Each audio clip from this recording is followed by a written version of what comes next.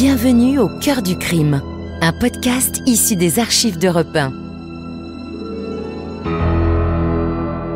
Savez-vous que plus d'un tiers des crimes et délits commis en France sont traités par la gendarmerie nationale?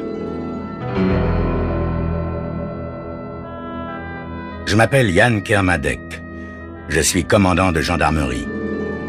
Je dirige une section de recherche dont la mission essentielle est une mission de police judiciaire.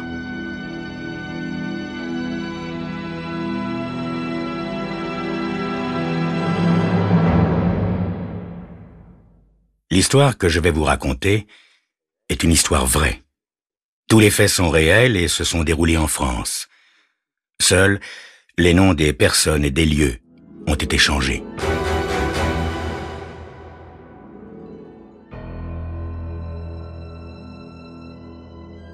Amélie rebouche le flacon de vernis rose pâle qu'elle vient d'appliquer sur ses ongles et frissonne délicieusement quand, sur l'écran télé, l'héroïne s'engage dans la ruelle sombre où se dissimule le tueur. Oubliant le vernis frais, Amélie presse l'ongle de son pouce entre ses dents, souhaitant que la fille se retourne et parte en courant. Non, trop tard! Une forme bondit vers elle. La fille hurle, des projecteurs s'allument, des coups de feu éclatent et le meurtrier s'affale sur le pavé. Musique triomphante, fondue enchaînée et le mot fin apparaît. Amélie laisse échapper le souffle qu'elle retient, éteint le poste et se met à réparer son ongle. Dans le silence, tous les bruits familiers de la vieille maison se réveillent. L'horloge du grand-père, les craquements de la chaudière, celui des lames de parquet. Amélie tressaille. Le plancher ne craque jamais tout seul. Quelqu'un marche dans la maison. « Mon Dieu !» se dit-elle. « La porte de la cuisine. » Amélie se souvient que... Mais oui, en rapportant son assiette à la cuisine, elle a tout simplement oublié de fermer la porte à clé.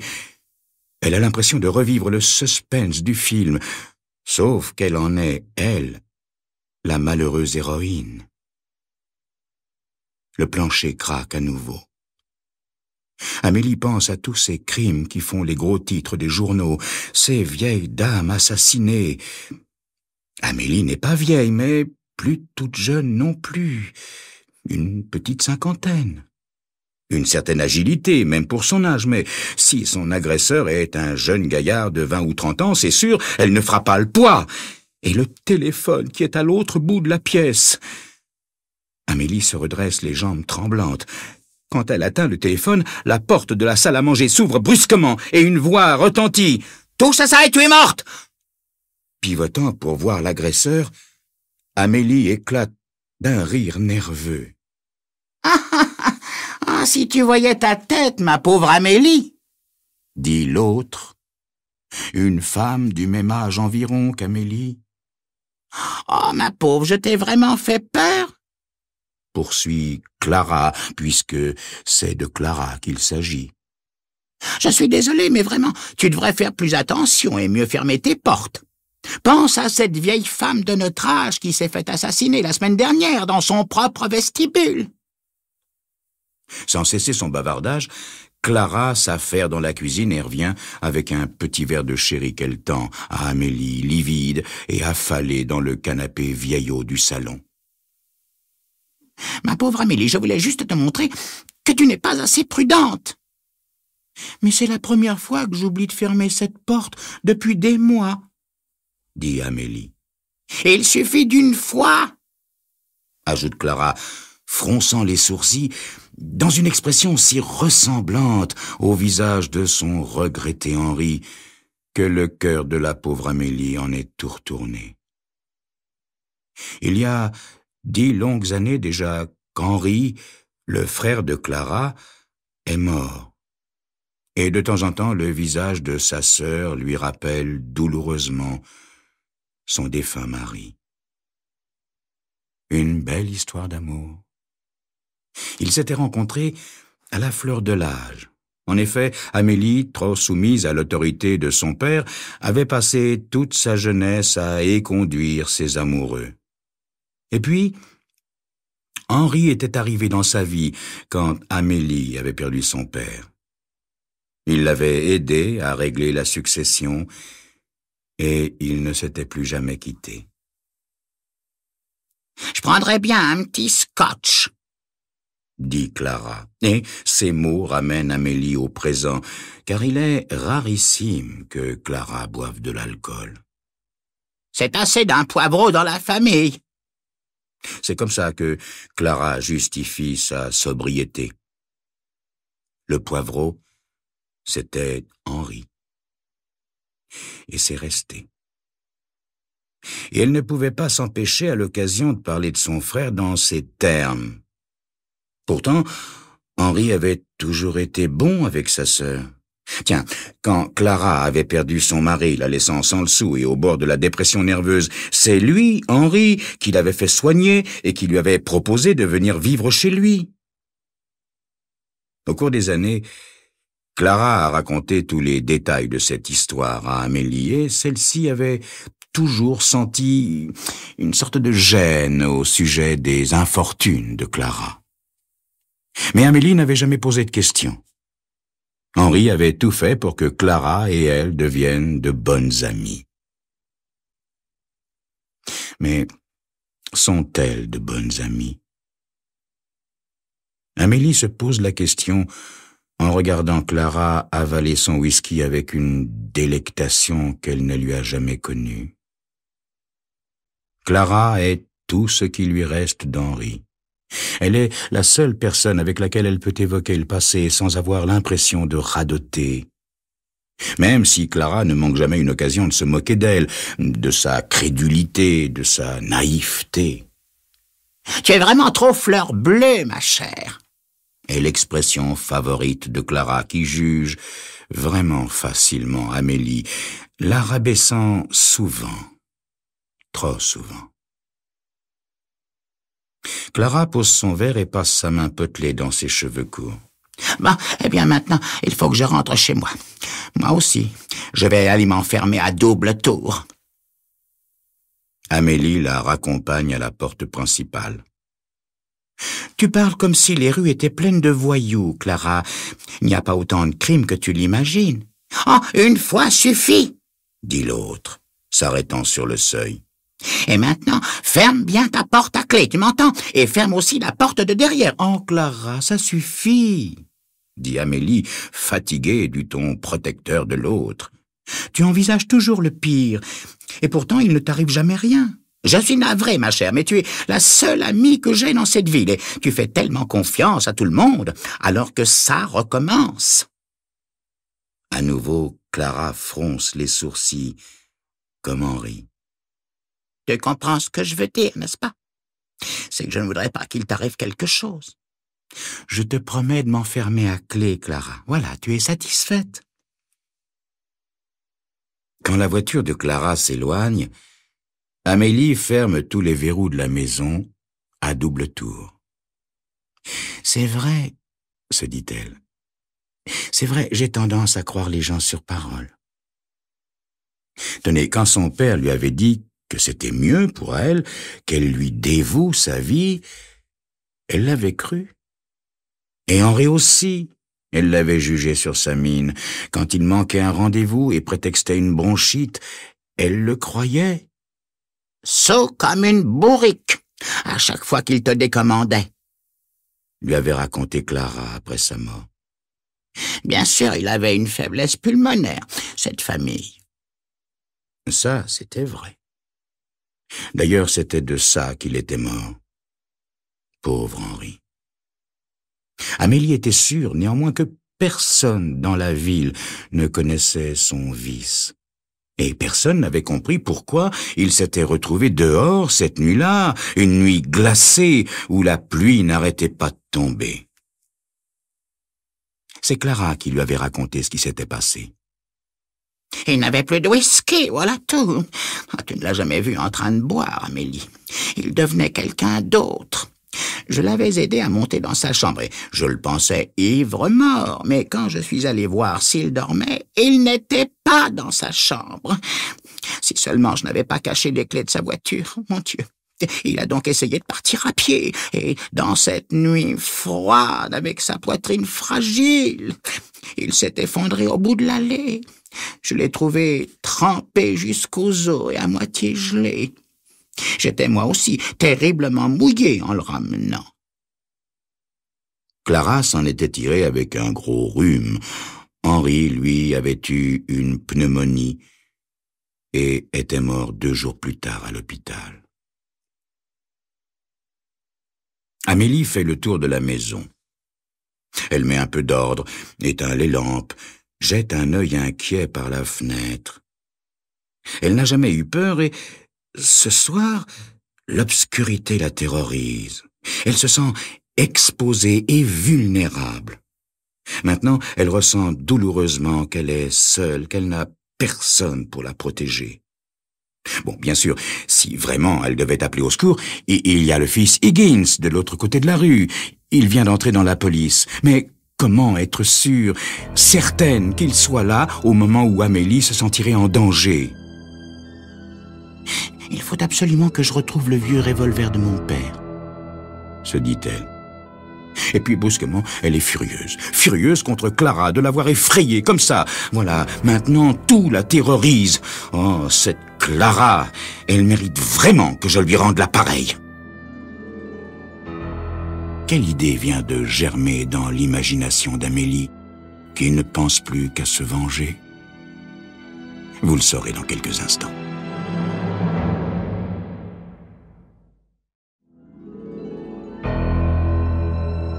Amélie s'est bien fait avoir, oui, mais ça ne se passera pas comme ça. Elle veut, à son tour, terroriser Clara, juste pour rire, n'est-ce pas? C'est avec cette idée germant dans sa tête qu'Amélie se couche, énervée. Le lendemain soir, Amélie se rend chez Clara et elle se cache dans les buissons sous la fenêtre. Amélie a essayé d'entrer par toutes les portes, mais en vain, elles sont toutes fermées. Par une fente, entre les doubles rideaux, elle aperçoit Clara paisiblement installée dans un fauteuil, feuilletant un magazine, un verre de thé glacé posé sur la table basse à portée de sa main. Ce tableau apaisant irrite Amélie au plus haut point. Sa façon bourgeoise aussi de boire son verre tout en feuilletant son magazine. Elle est venue pour lui faire peur. Mais elle ne sait pas comment. Avec ses portes fermées, il y a bien la fenêtre. Mais Amélie n'a plus 18 ans pour jouer les acrobates. « Et si je frappais tout simplement ?» se dit-elle. Non, c'est stupide. Elle n'aura pas peur. Soudain, Amélie se souvient des plaintes amères de Clara à propos d'un chien du quartier qui s'entête à venir renverser ses poubelles. D'ailleurs, Clara garde à portée de main une provision de cailloux qu'elle lui jette dessus. C'est ça, l'idée qui vient de germer dans la tête d'Amélie. Elle trouve un râteau à long manche et, tapie dans les hauts buissons, elle donne un coup sur une poubelle avec le râteau. La poubelle se renverse sur le sol avec un formidable bruit. Presque aussitôt, une lumière apparaît autour de la porte. Amélie est complètement recroquevillée dans sa cachette quand Clara jette un œil par la fenêtre. Avec le manche du râteau, Amélie pousse une boîte de conserve et l'envoie rouler sur le ciment.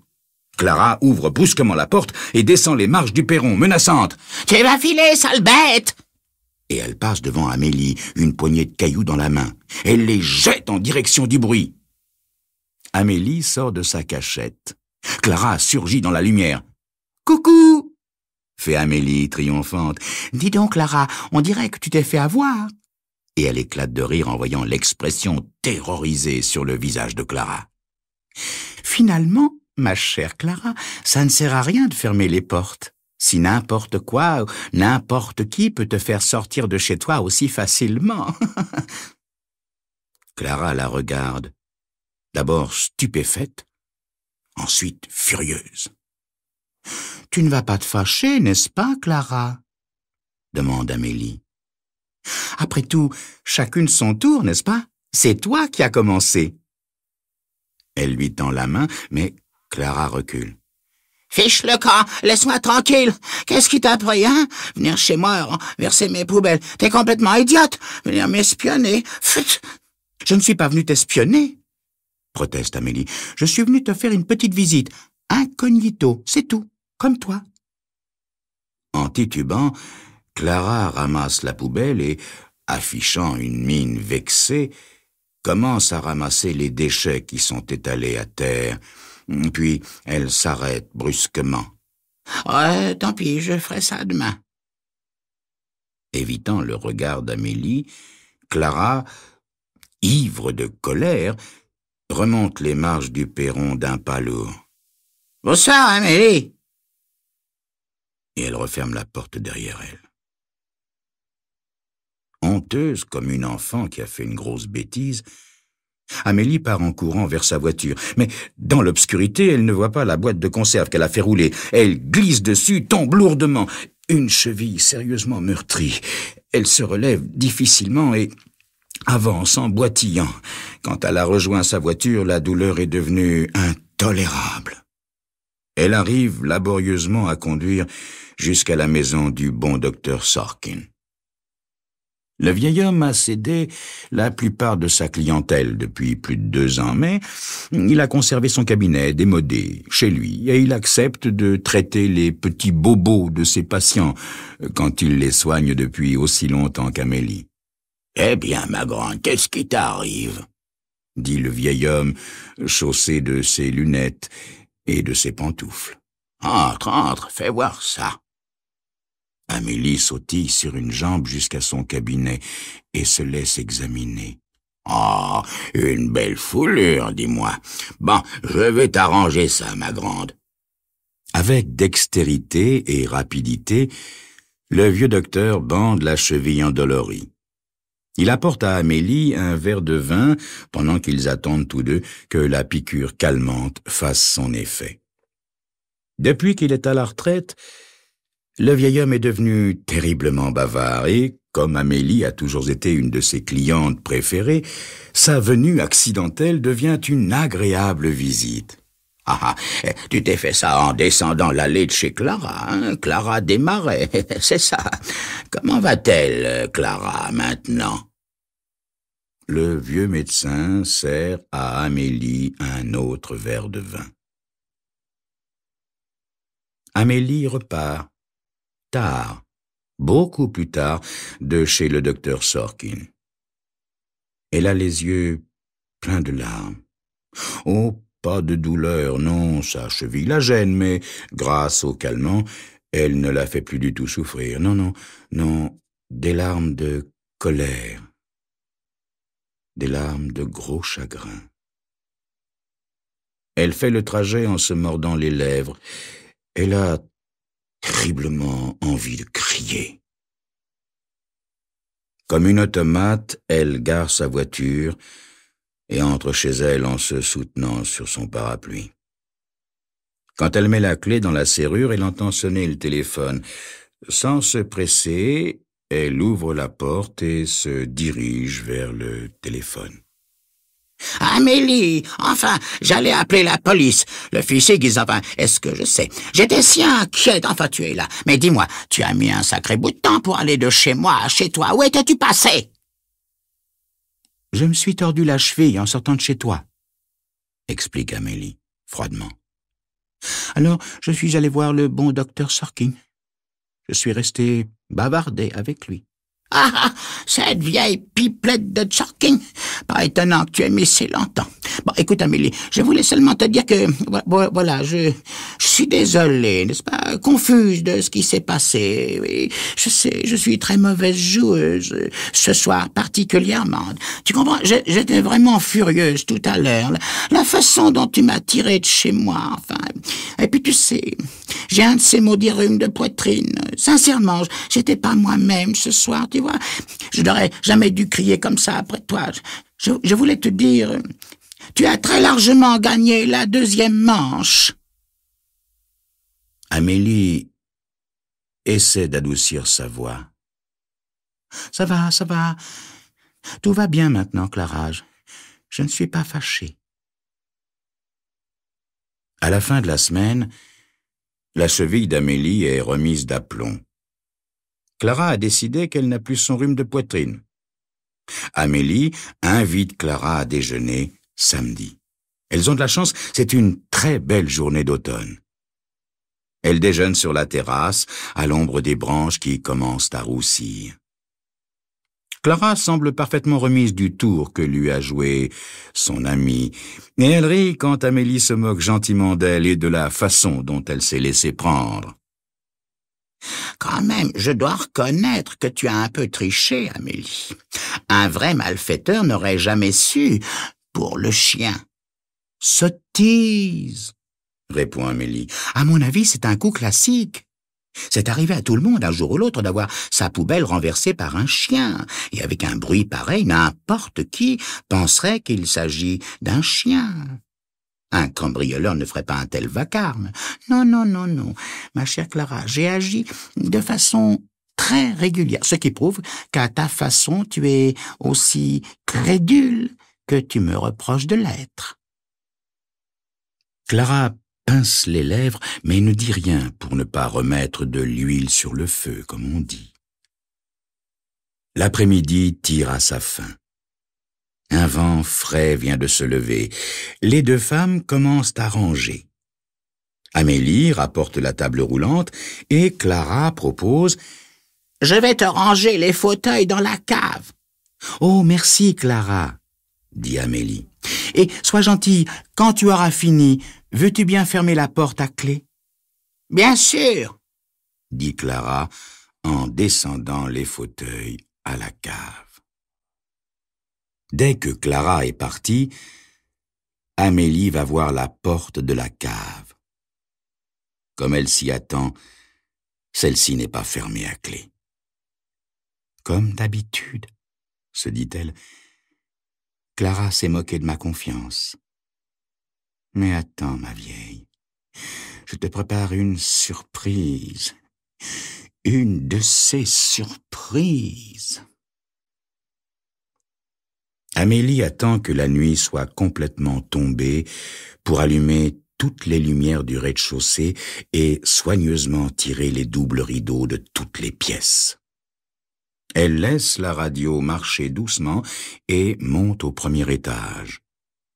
Elle se dirige vers une des chambres les plus retirées, derrière une des fenêtres donnant à l'arrière, et reste là, immobile, dans l'obscurité. Sa patience n'est pas récompensée avant 22 heures. Elle a eu tout le temps de revivre et de revivre encore la conversation qu'elle a eue avec ce bon vieux docteur Sorkin.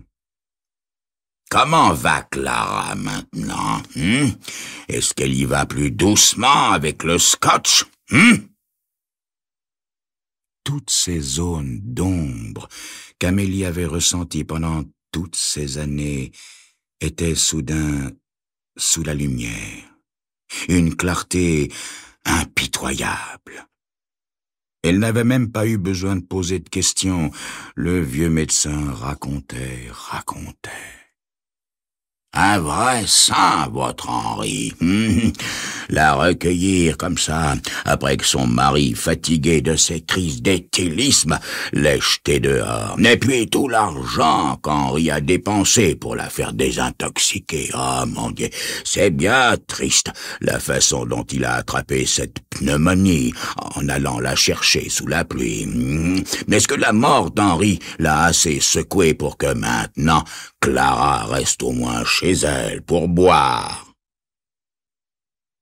Amélie a à peine entendu.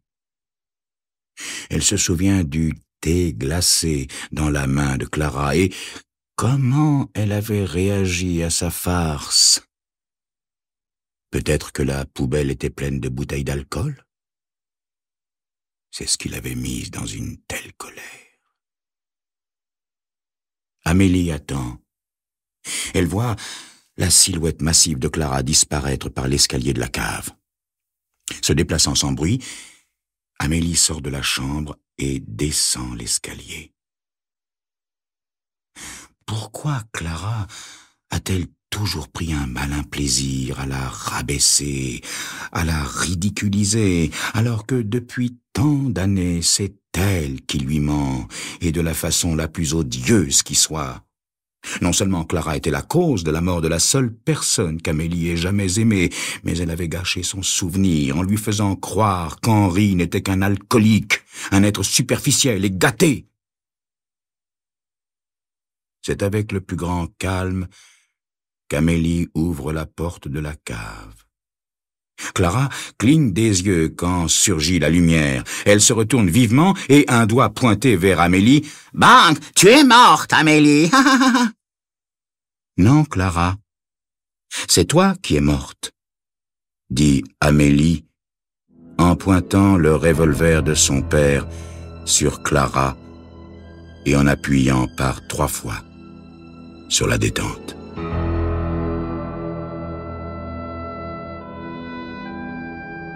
Vous venez d'écouter Au cœur du crime, un podcast issu des archives d'Europe 1. Réalisation, Julien Tarot. Production, Estelle Lafont. Patrimoine sonore, Sylvaine Denis, Laetitia Casanova et Antoine Reclus. Au cœur du crime est disponible sur le site et l'appli Europe 1. Écoutez aussi l'épisode suivant en vous abonnant gratuitement sur votre plateforme d'écoute.